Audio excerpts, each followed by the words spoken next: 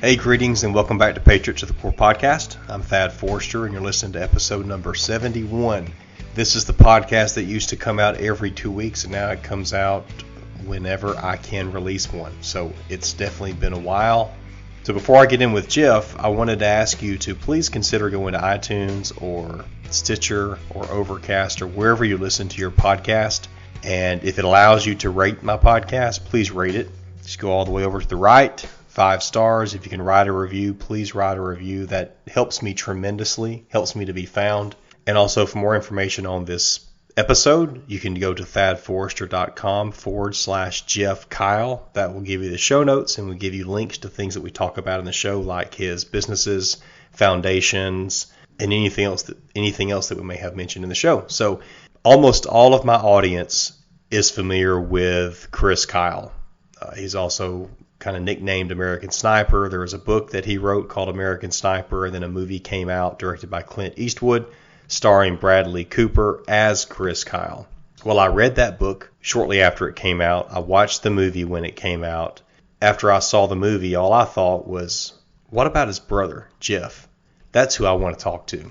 Chris got all this attention, very high profile death when he was killed after he returned home from a deployment while he was trying to help someone who was struggling. But what about his family, the rest of his family? His wife was absolutely highlighted in the movie, and the movie did a good job of showing the struggles on a marriage, the struggles that the military life, that deployments can have on a family and on relationships. It didn't say much about he and his brother or his parents, and that's what I was curious about. So one Gold Star brother to another is what this episode is about. I wanted to find out about Jeff, about his early life, about growing up with Chris, about why he joined the military, why the Marines, and then also the effect that Chris's death had on him, and then some specifics about the movie. What decisions did he have in the movie, how he felt about the actor who portrayed him, all that kind of stuff. And big thanks and shout out to Alexis Allen for connecting Jeff and I. She's been a big supporter of Mark's Foundation and of the podcast, so thank you very much, Alexis. So that's what we're going to talk about here. I hope you enjoy.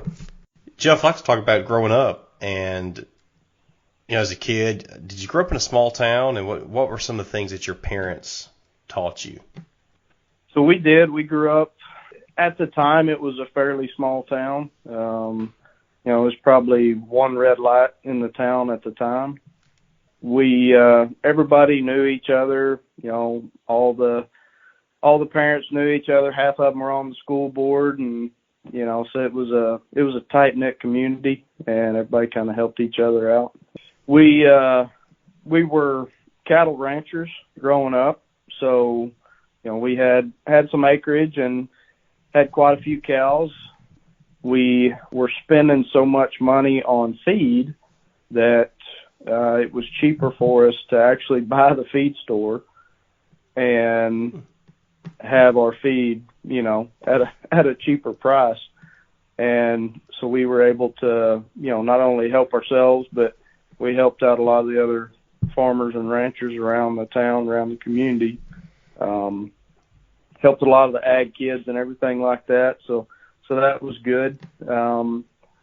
But our parents raised us, to be hard workers and, to respect our elders and, definitely respect our military personnel and our first responders too. A lot of the community was Vietnam era veterans, and so, we would always sit around and listen to them and, talk with them and admire what they've done. A lot of our close family friends were either firefighters or police officers, so we were raised around that and the respect of that. So, but we were just simple people, and had to put in a hard day's work every day and to have anything. So it was pretty simple and enjoyable. So y'all were like just country boy strong. Yes. Why did you join the military, and why did you choose the Marines? Well, I always wanted to be in the military. And for some reason, there was never any doubt, any question about what branch I wanted to go into. From the time I was probably 7, 8 years old, I always had Marine Corps posters in my room, and I'd get Marine Corps stickers and put them on things. And one of my good friends growing up when I was a kid, his dad was a Marine. He was a Recon Marine, and listening to him and listening to his stories and just seeing the way he held himself and presented himself, I admired that. And, I kind of wanted, I guess being around him is really what solidified, the route I wanted to take. And being in the military itself, there was never any doubt that was something that I wanted to do, whether it was right out of high school or a little bit later. But, I always knew that was a direction I was going to go at some point. So what did you do? Did you go right out of high school? I didn't. I considered going right out of high school. A buddy of mine wanted me to go in on the buddy program with him straight out of high school. Looking back on it, I'm glad I didn't. I was kind of a little prick at that time, at that day and age. And, I definitely don't think that mentally I was ready to be in the military. I went through a stage that I didn't like any authority. And, I know they would have broke me down either way, but, I went ahead and, went out on my own and moved away from home and worked on a bunch of ranches and kind of experienced a little hardship in life before I decided to go in, and I actually went to San Diego, landed at MCRD in San Diego 6 days after I turned 21. So I was kind of one of the old guys in boot camp. Yeah. How did your parents deal with that, with your rebellious period, and maybe before you went into the Marines? They definitely weren't happy with it. My dad was very strict on us. He was a very rough, he didn't beat us or anything like that, but he was very strict, very rough, and in our face, things like that. So, it was a constant headbutt between us whenever I was, in high school, things like that. And, my mom, she's very quiet, very laid back, and just the sweetest woman on earth. But I think I brought out the evil side in her, because she would definitely not waste any time to grab me by the arm or smack me upside the head or, wear me out, whatever she had to do. But, they definitely weren't happy. Did they ever take the belt to you? Well, I never got whooped with a belt. Dad didn't think that was good enough. So, he actually, on me, he used the back billet on a saddle, which is the back strap that's attached to the saddle that holds the back gird on. So is that really thick leather? It is. It's very thick. It's probably half-inch thick, and it's very unforgiving. Yeah. What was the oldest you were when you got treated to that? I was probably, the last time I got whooped I bet I was a freshman in high school. The last time I got whooped. And then after that, Dad was like, well, it's not doing any good, so no sense in wearing my arm out. Yeah, right. He just, went to other opportunities, taking my truck away from me, or, whatever would really get in my head at the time. Did Chris try to have any influence over you at that point in your life? No, because, he would just kind of sit back and snicker. Chris was in school. He was, he was the poster child in school. He was a good student, made great grades, but he was kind of rough and tumble too. He wouldn't really, I guess, defy authority the way I did, but he was in fights a lot in school, mainly for sticking up for somebody else or something like that. But he never really said anything to me about the way I was acting, because I guess he was kind of on the same lines. What was the age he was difference? Just going to let me. We were 4 years apart. Yeah, so he had graduated before I came up to be a freshman, but he showed up my first day of my freshman year, and it was a tradition for the seniors to they called it will something to the freshmen or sophomores, and most of them would will their tardies or detentions or whatever to the freshmen. But Chris decided that he was going to come up there, and in our school, in the center of the school, we had an open area. We had a concrete statue. It was a panther, and that was our mascot. And the seniors would always try to make the freshmen ride the panther. Well, Chris came up, stood up there by the panther, and held up 2 crisp $50 bills and said, "Anybody that can put my brother on the panther today gets both of these. For the rest of the year after today, it's 50." So, I basically had to fight my way through my freshman year because he basically put a bounty on my head. So. Oh, brotherly love. Exactly.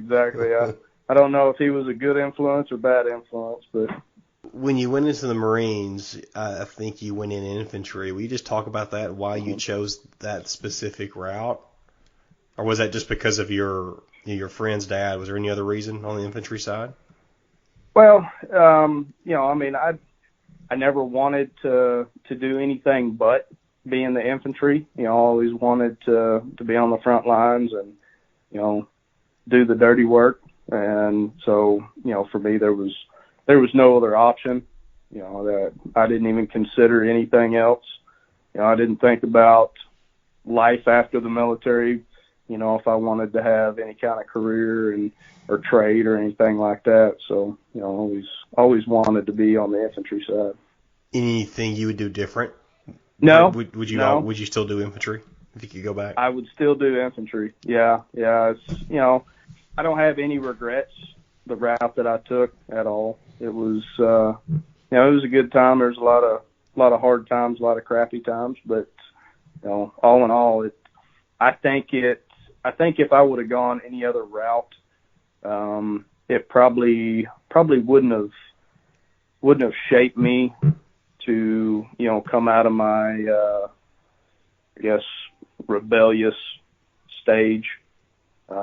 It made me grow up a lot, and I had a lot of friends that were in other MOSs and things like that, and now granted there are a lot of infantry guys that never grew up, but I definitely think it worked on me. How did your life growing up, and then also being 21 when you went in, how did that affect you, and how was the training for you physically and mentally at that age? I think I had an advantage because being a little older and being out on my own for a while, experiencing life a little bit and having to pay my own bills and having to answer to a boss and suffer consequences if you don't do what you're supposed to at work, things like that. A lot of the kids that I was in there with were 17, 18 years old and never been away from home and had mom and dad do everything for them. So I definitely had an advantage on that. But the training wise, I thought I was in shape when I went in, but I found out pretty quick that I wasn't. Mentally, I was prepared for it. A lot of it was because of how I was raised. So the yelling, screaming in my face stuff like that didn't bother me. You know, I didn't break down for any of that. But the physical aspect of it, yeah, I definitely wasn't prepared for that. But you know, it didn't take long for me to get where I needed to be, and you know, I wasn't gonna stop, and I was just gonna push through it and do what I had to do. What was the hardest part? Well, and what in the Marines is it called boot camp, or what do you call the It's intro? boot camp. Boot camp. Okay. What was the hardest part of that for you? I think it was just the constant unknown, because you know we were always kind of in the dark on everything. It was never, you know, we had a schedule that we knew. You know, it was, you know, hurry up and do this, and then, okay, you didn't do it fast enough. Let's run over here and do this. Okay, that wasn't good enough. Let's go over here and do this. So it was constantly a beat down that you're not good enough. To me, that was the toughest. I know my brother Mark was 26 when he enlisted, and so he was definitely an old man. Yeah. I remember him telling me sometimes how he was just amazed at some of the things that the 18-year-olds were worried about, and how some of they were behaving kind of drove him crazy. Because Mark was there because he absolutely wanted to be there. He had plenty of other options. He graduated college, and he's like, no, I'm here. I'm here to train to help eliminate terrorists. And so he just didn't like people who weren't focused on excelling through the training and then moving on to your next, assignment. Right.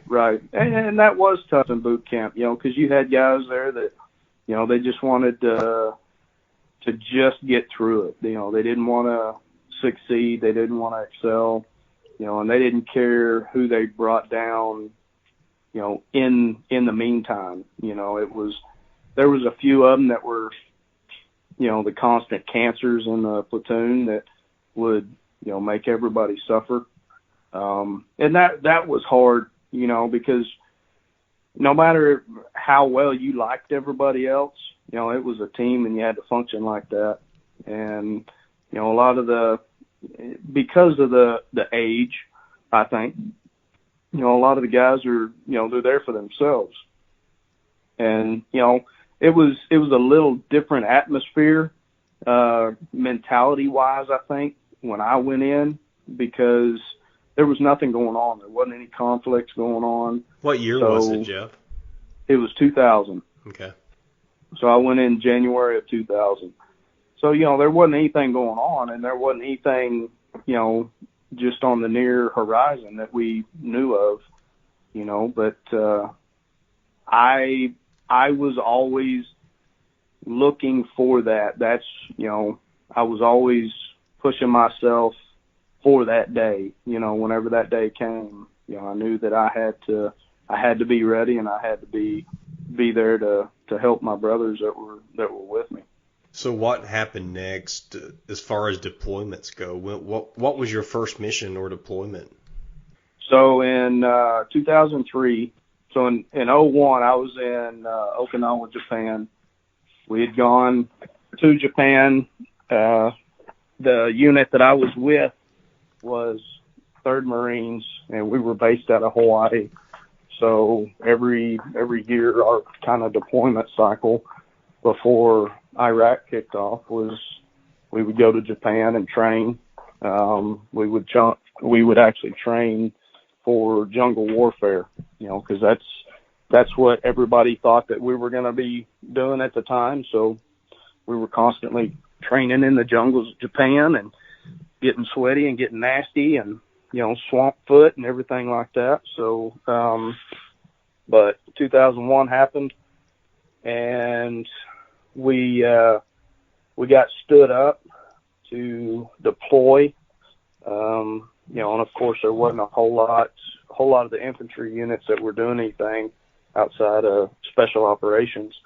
So we were kind of put as like a guard detail almost. So we went around Japan to all the bases in Japan and shut those down, and basically, I guess in a way became the military police. So, we were running checkpoints and things like that. running boat operations off the coast, things like that. They were always getting threats, bomb threats and things like that coming onto the bases. So we kept a close eye on that. 2003 is when my unit first deployed. We went to Bahrain, and we were an anti-terrorism task force. So what we did is they would send us out in small units, 6 to 8 man teams, and we would board either the Navy vessels and provide security for them, or we would board the civilian ships that were bringing in supplies and provide security for them as well, because they were worried about all the pirates and things like that. We assisted some of the SEAL teams to recover unexploded ordnance, so we would be their topside security basically when they dove to get ordnance, things like that. Where was this ordnance from? Was this old stuff?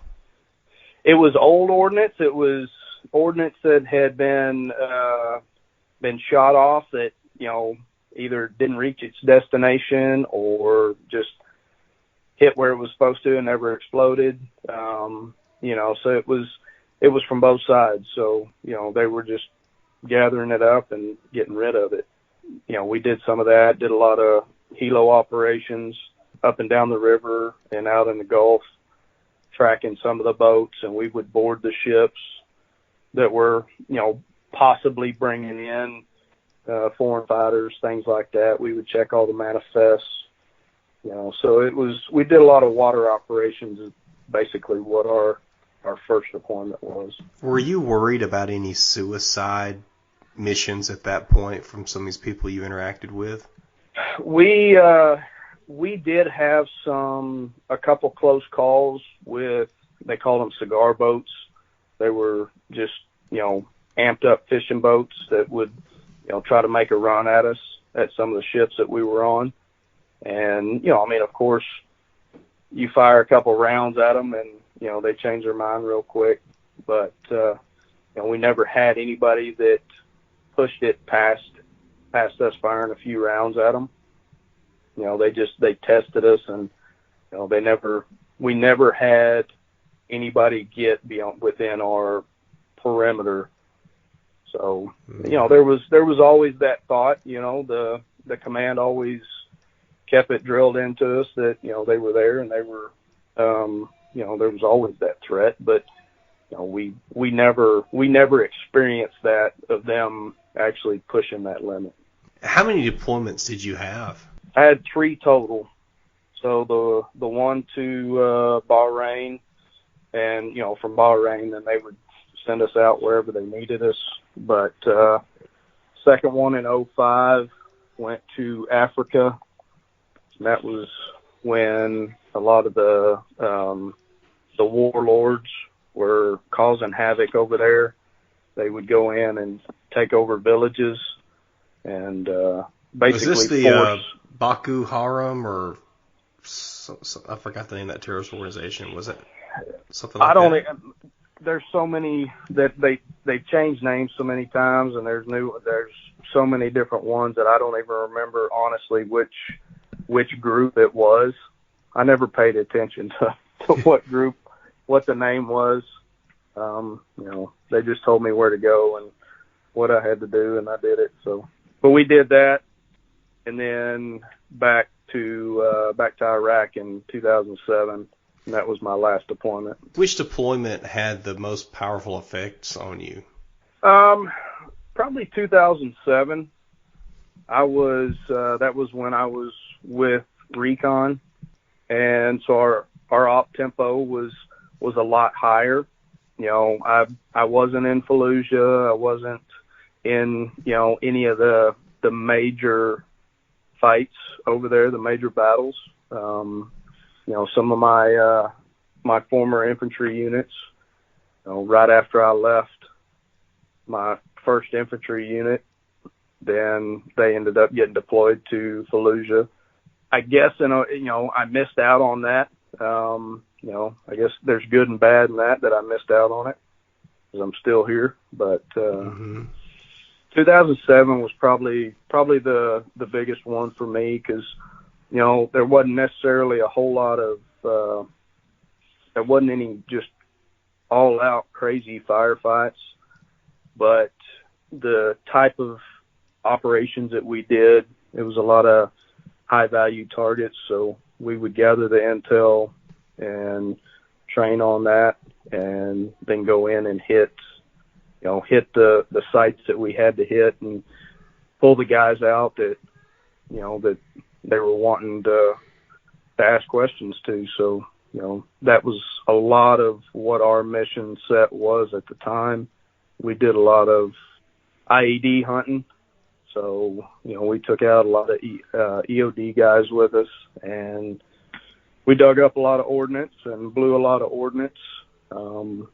We helped out a lot of the infantry units that weren't trained in the water. We actually did some of the first water operations in Iraq. So they called it an island hopping campaign.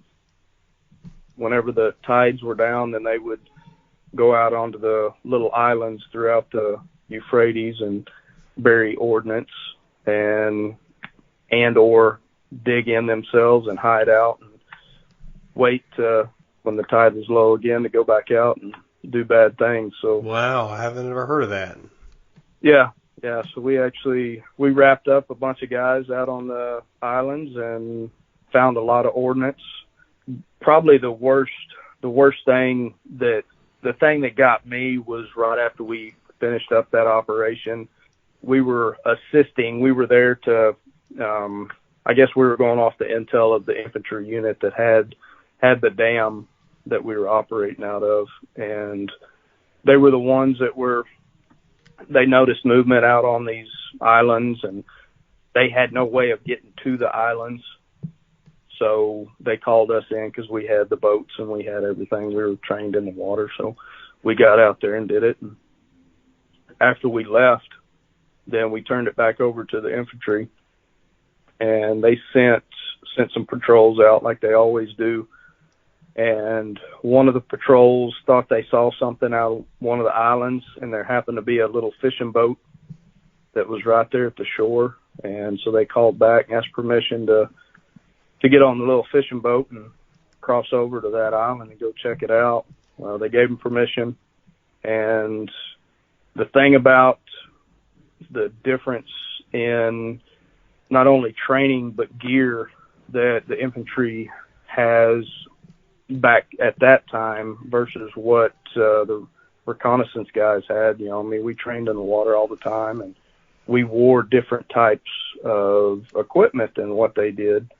And they went out, the boat broke in half, they sank, and a couple of the guys drowned. Well, we had to come back in and recover the bodies.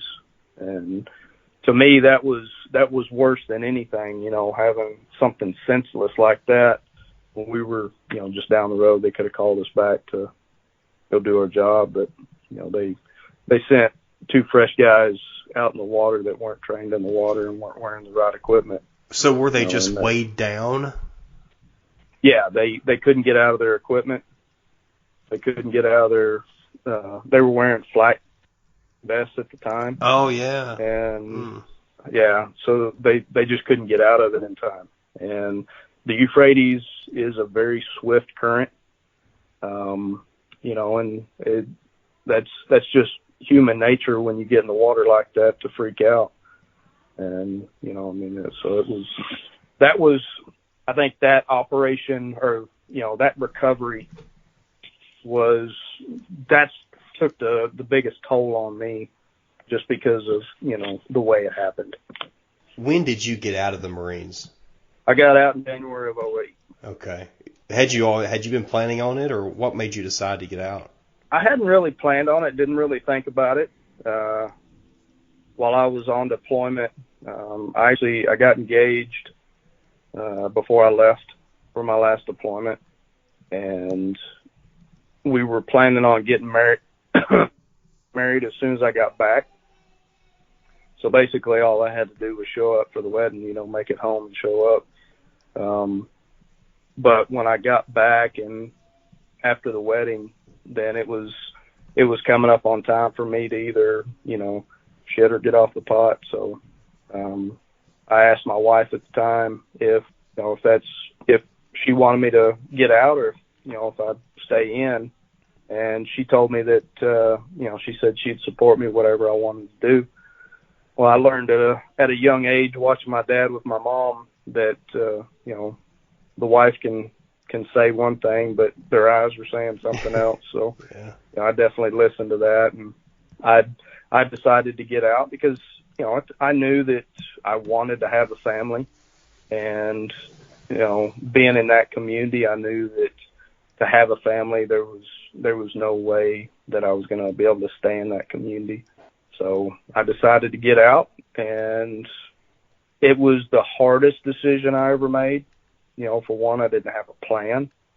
I just kind of got out and wing it.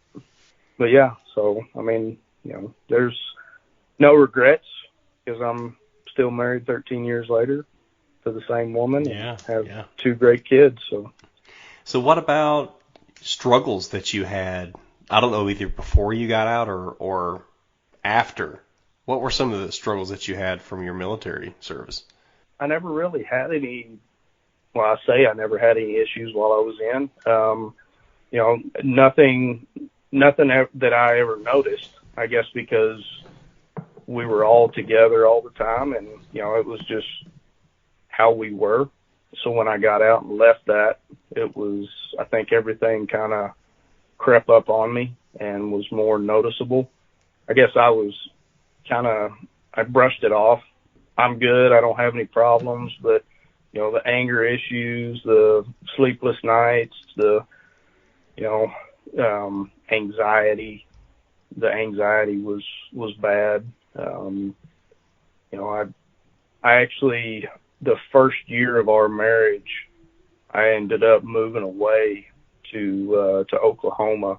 Got a job on a ranch out in Oklahoma because I was not a good person. Was not a good person to my wife, and so I thought that it was the best choice for me to move away and basically get out in the middle of nowhere and get away from people and kind of decompress, which looking back on that was the worst thing that I could have done because all I did was prolonged it, because while I was out there everything was fine, but I wasn't in society really, so I didn't have to deal with any issues, didn't have to think about anything. I was just out in the middle of nowhere doing my own thing. So did your wife think that you were ever going to come back? She did, yeah. She was going through her doctorate program at the time, so she was busy with school, and we would see each other, every weekend or every other weekend. Either she would come up or I would come down to see her or whatever. And we had plans that, as soon as she got out of school, depending on where she got a job at, then I would, make that move to that area. How did you end up dealing with the anxiety? I didn't deal with it well at all. I kept denying it, kept saying that I was fine. It got to the point she basically gave me an ultimatum that either I get help or she was leaving. And so I wasn't going to let that happen. And I had actually gone, the VA here where we live, they have a 8 or 9 week in-house program that, it's a mental health program, and they asked me to come speak to the graduating class. So I actually went out there and spoke to them, spoke about our foundation and everything that I had experienced. And after I was done, one of the guys that was in the class, he was a Marine, and he pulled me to the side and basically called me out and, said that I was talking the talk, but I wasn't walking the walk. And so he told me that, I needed to be in that class worse than half the people there. And so with him saying that and my wife basically telling me either, do it or we're gone, sought help. It was outside the VA. It was through another organization that helps veterans and first responders.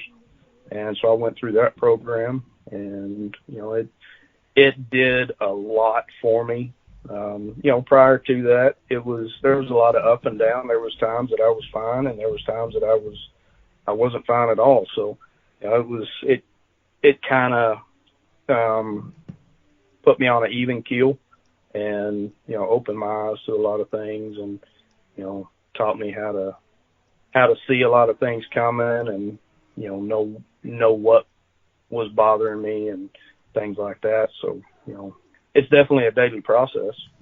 What year was that? Let's see, that was 3 years ago. Okay. So yeah, you're talking about your foundation. So obviously this is after Chris's death. Correct. Did his death kind of make your struggles worse? It did. Yeah, because, after I got out, he was still in for a little while, and we were always each other's sounding boards, so we would always see each other after deployments and things like that, and use each other to decompress and bounce thoughts off of, and just talk shop and figure everything out, and be able to work through things. And so once he was gone, that was, I didn't have that anymore. And he was the guy that was out there, in the front, doing everything, for the vets and all that. And I lost that. So that definitely kind of, I guess, spiraled me out of control a little bit. Did a lot of drinking, was not a good person at all. So yeah, it amplified, it definitely magnified a lot of things, and that was kind of the trigger point for my wife. So were you and Chris really close at that point? We were. He was killed? Yeah. Okay. Yeah. It was. We talked all the time on the phone. Didn't get to see each other as much as we wanted to. Busy life on both sides, but we definitely talked on the phone a lot. We were there at each other's kids' functions and stuff like that. So he was my way to decompress, and I was always trying to be there for him as well. Yeah. How did you get the news of his death? My dad actually called me. So the sheriff in the town that my parents live in, he went out and he told my parents the news. And so my dad asked him if I knew yet, and they said no. We were gonna call him, get with him after, right after we told you. So Dad said that he wanted to be the one to tell me. So he made the phone call, and the sheriff in that town had already reached out to the local law enforcement around here and informed them about everything. And so they were definitely out here in force around our place, for one, to make sure that I didn't leave anywhere, and to make sure that nobody else came in. What was that about, Jeff? I mean, did they think that you might have a moment of you might want to hurt somebody, or what? Yeah. They, I remember when I was on the phone with my dad, he told me that Chris was gone, and I quit talking. I quit saying anything. I was just listening to him. And there's a room in my house where I've got my safe, and all my military gear, and I went in that room and opened up my safe and pulled out a few of my guns and started packing a bag. And my dad asked me what I was doing, and I told him nothing. He knew exactly what I was doing, and he pleaded with me to not do anything, not go anywhere. And he told me to look out the window, and he said that there was going to be law enforcement outside that weren't going to allow me to leave. And so there was some police officers around out on the road, but he had to remind me, because I had a brand new baby girl, and so he had to remind me that I had priorities, that I couldn't do anything stupid and ruin what I had. So. Mm-hmm. So at that point, did y'all immediately know who did it? We knew it was whoever this guy was that he had taken to the range. Didn't know anything about him, anything like that. Yeah.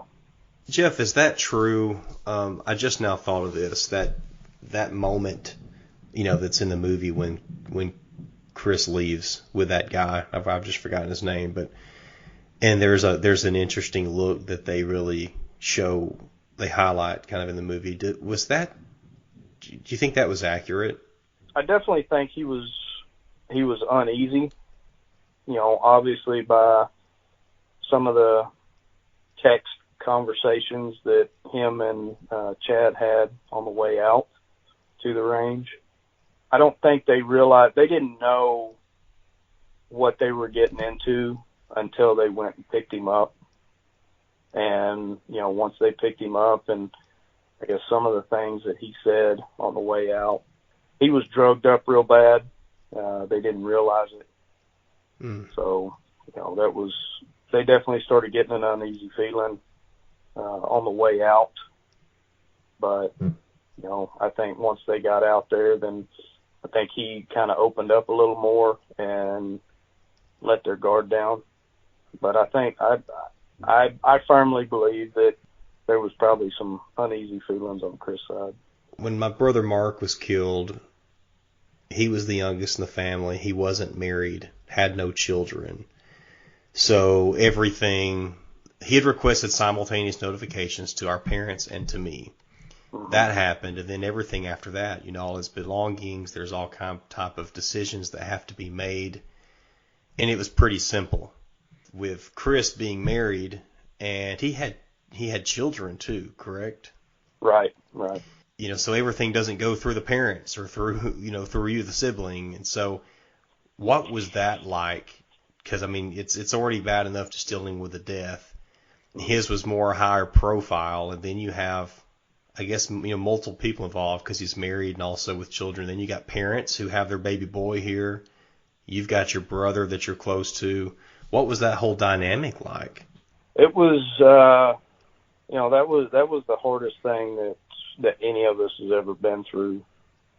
I guess it was just, I know for me, I was just kind of in zombie mode. Didn't really know how to act. Was just kind of numb. Was just kind of in a fog the whole time. Didn't really realize what all was going on, because there was so much going on, because like you said, it was so high profile. It was very uncomfortable because of, the profile that it was. It was, you didn't have time to grieve. You didn't have time to really, talk about things within the family. It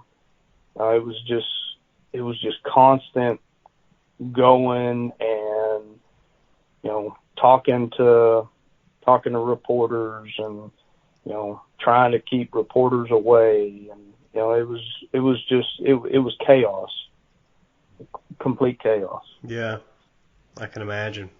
Was just about everything going through Taya? A lot of it, yeah. yeah. I mean, she definitely had the say in, just about everything because she was, the wife. Yeah.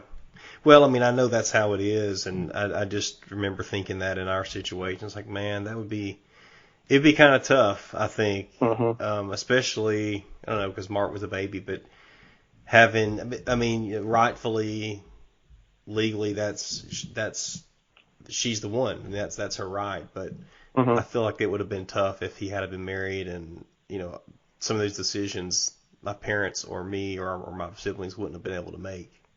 Right, yeah. Was that hard for Yeah, you?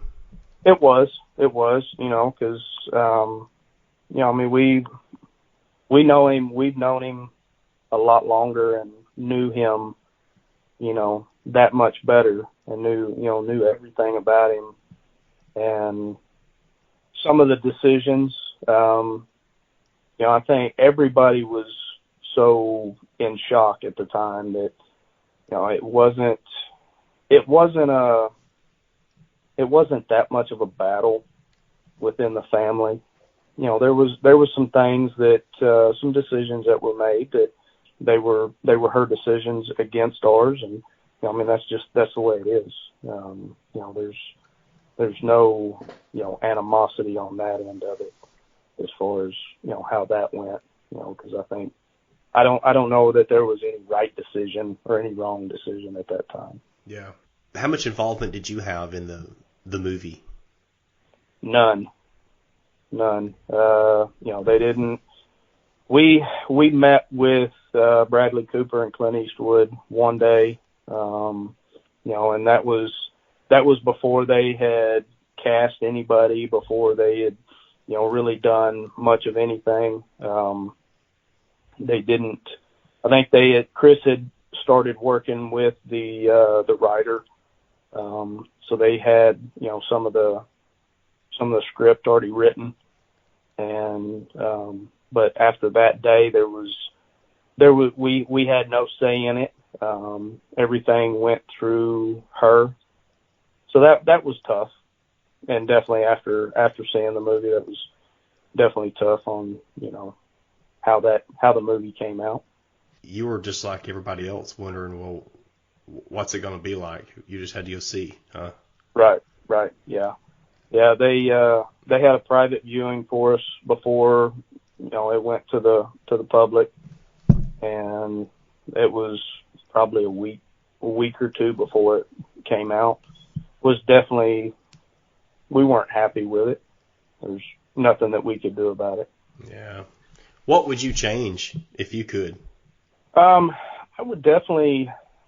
I will say this, that Bradley Cooper did a pretty good job portraying Chris, but everything outside of that, everything outside of Chris's portrayal was not good. The way they portrayed Mark Lee in the movie, the way they portrayed me, the way they portrayed my dad. I mean, he never jumped up and, smacked his belt on the table and talked about, sheepdogs and wolves and all that kind of stuff.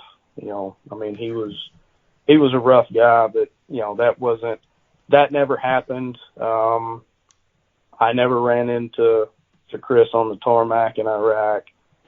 Never cried to him that I wanted to go home, that I wanted to leave that place. Mark Lee is he was not the kind of guy to question any kind of operation and question what they were doing. He was a war fighter like the rest of them, and then I think that they minimized everybody else in the movie to maximize Chris, which I get it. That's the point. But, I think they slapped a lot of people in the face by doing so. Minimized their part in what they had done in their life, and I didn't agree with that. But like I said, they didn't ask our opinion. That actor never contacted me to find out anything about me. He just, he just went off of what certain people told him. You know, I know there was some guys that are close friends of ours that were in the movie, and you know, once everything was said and done, they told him, they said, you know, there's going to be a few people that are not going to be happy with this. I know, it just seems like the right thing to do when you're portraying somebody, that you meet them and get to know them as best you can in whatever period of time you've got. Yeah, I agree. You know, and I, as far as I know, they never contacted Debbie Lee to find out, you know, a whole lot about Mark. You know, I don't know. I don't think it was very professional, and you know, I don't think it was done correct. You know, the movie told a story, and it definitely you know, brought to light a lot of things, and I think it served its purpose by, you know, opening a lot of eyes, you know, public eyes to, you know, to the trials and tribulations that, you know, the veteran community goes through. Oh yeah. You know, I think it did that well, but at the expense of some other people. Do you think, was Taya pleased with it? Oh, 100%. Okay. Well, could you ever watch it again? No. I mean, do you watch it more than once? I watched that private viewing, and then I went and did another fundraiser with another organization, and they were actually showing that, and I had to watch it and then spoke afterwards. But yeah, since then, no, I haven't seen it. I probably couldn't. And you know, I haven't seen the movie since it came out, and I enjoyed it. It was a great movie, but I just haven't. Those kind of movies are tougher for me now, especially if there's brothers involved. I just cannot. Even if it's not a war movie, if there's two brothers and something bad happens to one of them, it's tough for me to watch, and so I usually won't. Yeah. I mean, you know, you've been through that too. There's not another punch in the gut in life that you can get outside of, you know, worse than that notification that you've lost your brother. You know, I've lost a lot of friends on the battlefield, and that's tough, you know, because they are brothers. But that call that I got about Chris, that was, you know, because I mean, we were out of the military, we were done, you know, and you're prepared for that at the time. Whenever you're deploying, you know, you've accepted that, and you're willing to make that call, and you know, that's part of it. Not that it makes it any easier, but you know, that's something that you always keep in the back of your mind. But when you're out, that's not something that you know, really think about. Yeah, sure. Well, I know how almost maybe critical sometimes we are of, because people are always doing something, you know, for us, for Mark. They're, you know, painting pictures or drawings or murals or statues, and I know y'all have dealt with that with Chris, and it's, you know, my parents are, you know, they're very critical, and that's just I think that's just a natural thing. They can't help it. We really appreciate what people do, and they do great jobs. But my parents, they see their boy, you know. I think we're just close to, and we see him, and so we'll see the differences. And I can only imagine being on the big screen and seeing, not agreeing with how things are portrayed. And you know what? I think that's probably how it goes in Hollywood. Is that right, Jeff? I mean, you don't have the say so like you probably wish you had. Right. Yeah. You know, I mean, I'm sure that there's people that you know, have movies made about them that have say in it, but you know, like you said, the distance in the family, you know, there's certain people have say and certain people don't, and so we were those people that didn't have any say, and you know, we could just hope for the best. it is what it is. You know, it's a big movie, and you know, it touched a lot of people. So there you go.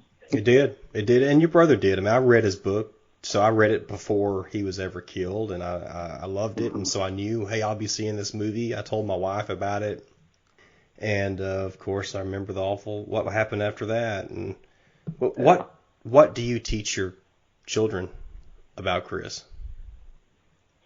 Well, my oldest, you know, she knew him, so you know, she remembers everything about him. You know, she still talks about him to this day. My youngest, she was actually born 6 days before he was killed. So, oh, man. You know, that was, yeah. And, you know, he was there.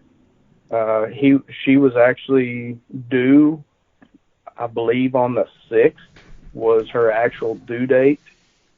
And so she was actually born on my birthday. I think, you know, God had a plan for sure, because, you know, he wanted Chris to meet his niece, and he wanted, you know, my daughter to meet her uncle before he left. So, you know, that was a godsend that she came early, because he was there, you know, got to see her, got to hold her. And, you know, of course she doesn't remember him. You know, I mean, she'll say she does, but you know, she was brand new. So she, you know, we talk about him to her, and they're raised in the foundation. You know, they go with us to the events, and, you know, they're very present in all the events that we do, you know, because we want them to see the work and what it does and how it affects, you know, the people that we're working for. You know, so, and we always tell them, you know, that this is all because of Uncle Chris. You know, he's the one that set the foundation, and, you know, so we're just continuing on with it. Man, I couldn't imagine. So 6 days, then you get this news, and then you're a walking zombie for however long after that. Your poor wife, was she just kind of alone for a while? She was, yeah. You know, people definitely, they don't give her enough credit, that's for sure.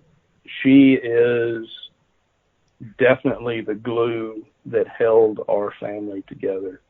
She had to not only deal with a toddler, but also a brand new baby and a maniac husband and in-laws that were, you know, grieving, and, you know, she somehow held it all together and kept us all going and loved us all through it. Oh, is her name Amy?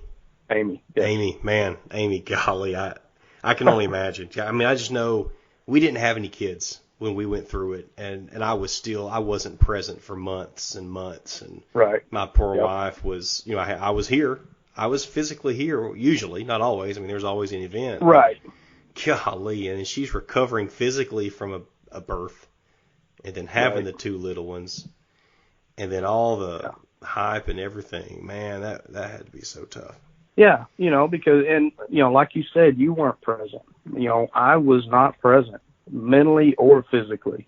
I purposely kept myself going, doing, going on talk shows, interviews, traveling, doing all this kind of stuff, just to keep my mind off of it, you know. So I mean, I wasn't home at all, and, you know, when I was home, you know, there was a baby that was crying and, you know, needing love and stuff like that, and I wasn't able to provide that to her, you know, because I wasn't in the right state of mind, you know, and I would have to, you know, hand her off and, you know, go away because I just couldn't deal with it. So yeah, I mean, you know, my poor daughter, you know, she basically didn't have a dad, I'd say, for the first year of her life. Yeah. You know, and when I was, you know, a complete mess. So what are you doing now You've got American Valor Foundation. I think you've got U.S. Tactical. We just talk about the things you're doing. Yeah, so in 2014, we started the foundation. We started it with one event, and it was a team roping event.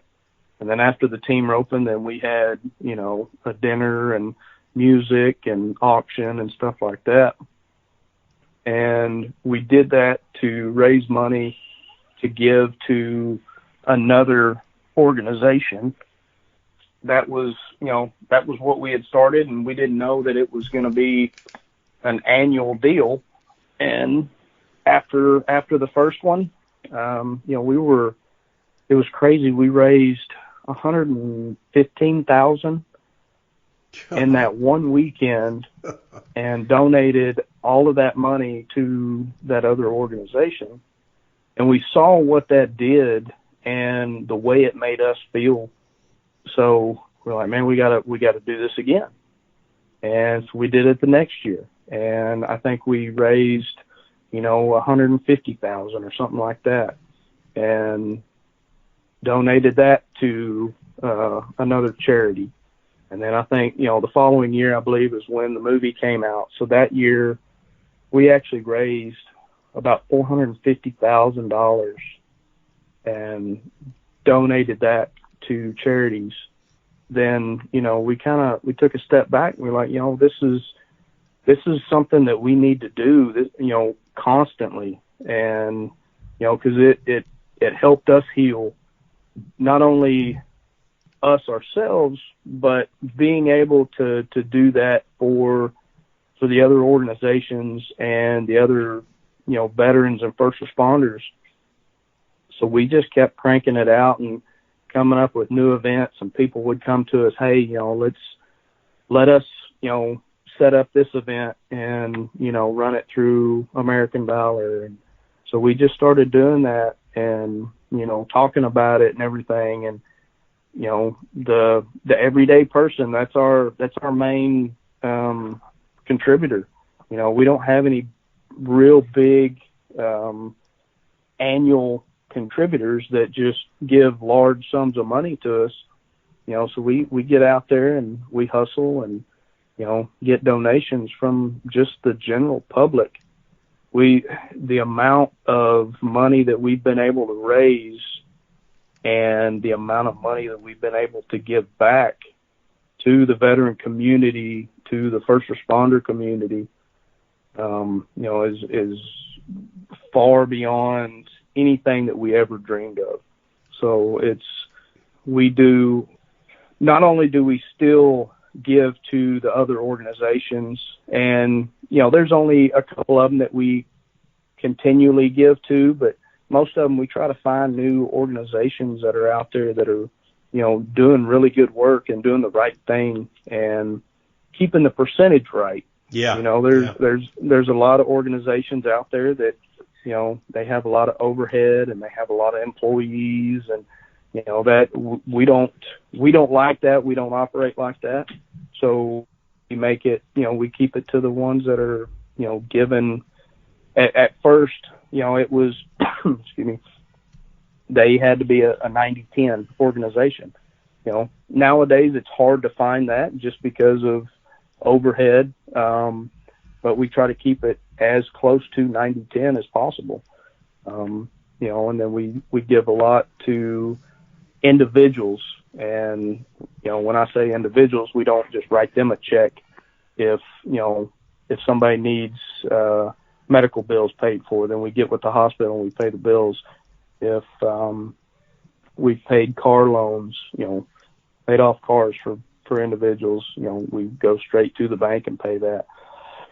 Excuse me. So we don't actually give the money to the individual, because unfortunately somebody gets a large sum of money in, not all the time it goes exactly where it's supposed to. Oh yeah. So we make sure, that it goes right where it's supposed to.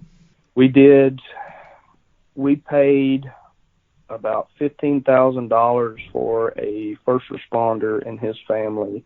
Their daughter was diagnosed with cancer, and not only is he a first responder, but him and his wife both are veterans, and they live in our community, and we heard about it through the grapevine, and we reached out to them and, said, hey, we'd like to help any way that we can.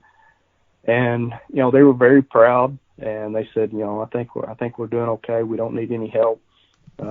We've got things in place, kind of moving money around, doing this, doing that. And we kind of dug in a little deeper and actually got with the police department and found out some more, and found out that they were on the verge of, losing their home because of the medical bills and things. And so we stepped up and paid their bills and, kind of got them back on track. And that family is, they're a part of our family now. We have barbecues with them. Our kids go to school together. They play together. They volunteer with the foundation. They do a lot of stuff with us. And, there's nothing more rewarding than that, to see, to be able to help out a family like that. And in turn, seeing their growth and them kind of, paying it forward, doing the same thing, and that's what we look for. We don't look for any thanks to us. We don't look for any hype or anything like that. It's just, we want to help people out, and in turn, we want them to turn around and help somebody else out too. So it's AmericanValorFoundation.org. Is that right? Yes, sir. Yes. So our big fundraiser is the Chris Kyle Memorial Benefit, and we always have that the first weekend in May. The past few years, we've had it in Fort Worth, Texas. Me and Chris growing up spent a lot of time in Fort Worth, so that was kind of a fitting place to have it. It's AmericanValorFoundation.org or ChrisKyleMemorialBenefit.com. The benefit is, people get it confused. They think that they're two separate foundations. The only foundation is American Valor, and our main fundraising event is the benefit. Okay. So it's all tied to one. And then is there also a Chris Kyle Frog?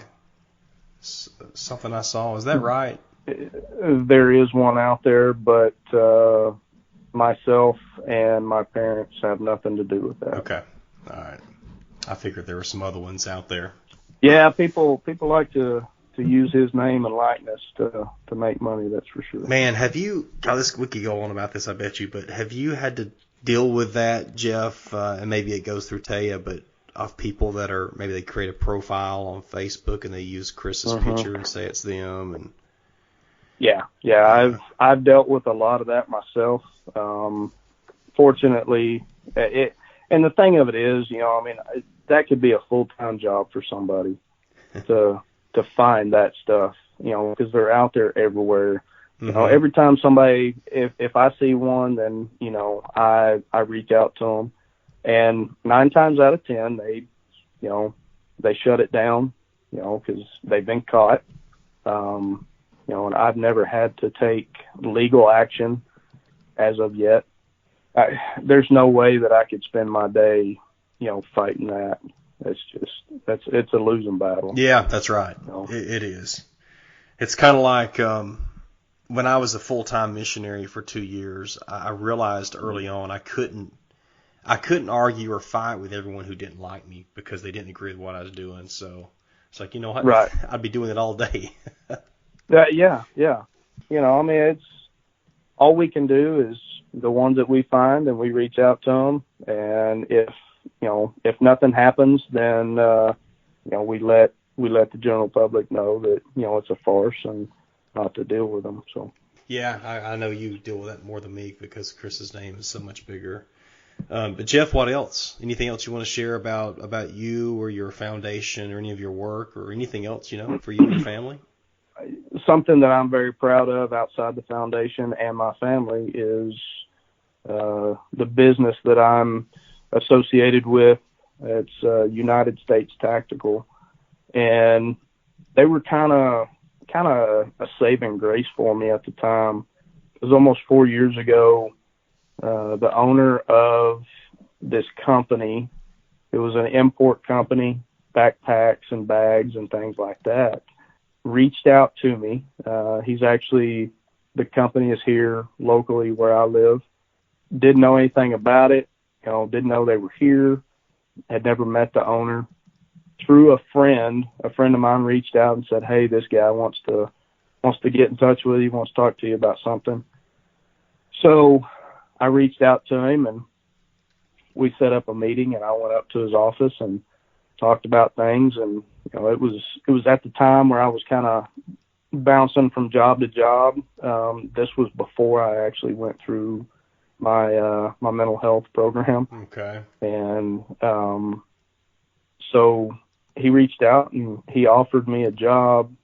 He wanted to start an American-made company and provide tactical gear to the military and to law enforcement. He didn't know, no military background, no law enforcement background, anything like that. So he asked me to kind of head it up and come up with the designs and use my background and my contacts to try to push it out there. And funny, when I was in the military, growing up, horseback and stuff like that, we would always have things broke. And so we learned how to stitch saddles and repair leather and stuff like that. And so, I could sew a little bit, stitch up my jeans and things like that.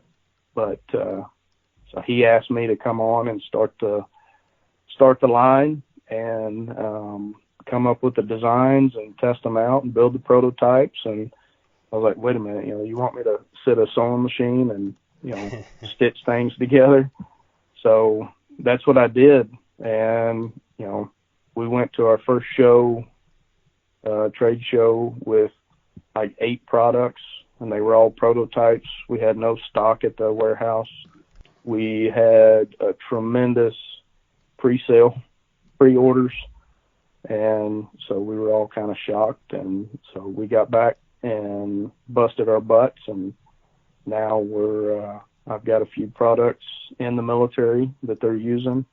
I support a lot of the law enforcement departments with a lot of their stuff, a lot of their gear, mainly on the SWAT side and the canine side. But he offered me a gold mine, to come in, and it was kind of my saving grace to find a job that I enjoy and something that kind of keeps me in the game with my brothers. And so this is your full-time job? This is my only paying job that I have. Yeah. Okay. I was wondering what you did, but I see how you got the connection. A portion of the sales goes to American Valor Foundation too. Yeah, so that was a big that was a big surprise for me. They called me, the general manager and the owner called me in the office, and they've been donating and stuff like that, and kind of sponsoring things here and there for the foundation. And they see the pride that I take in the foundation and that my family takes, and the work that we put into it. And they wanted to get on board, so they offered up a percentage of all sales goes back to the foundation. So that was a huge deal for us to be a part of that. Yeah. Well, Jeff, this is great. Thank you. I'll have links to that as well, to UnitedStatesTactical.com. I'll have American Valor Foundation. I'll have the Chris Cobb Memorial Benefit. So really appreciate your time. Well, man, I appreciate you. I appreciate everything that you do. I know in some of the questions that you had sent me before, the siblings get forgotten about. Mm-hmm. I agree. I firmly believe they do, and I know you can attest to that. It's about your brother. It's about your sibling. And, sometimes that can be a hard pill to swallow. we do get forgotten about. I mean, we do things ourselves, and it's, of course, we're doing it because of them, but people forget what the siblings and what the family goes through whenever it's lost. Yeah. So I appreciate what you do, what your family does with the podcast, with y'all's foundation. It's great stuff.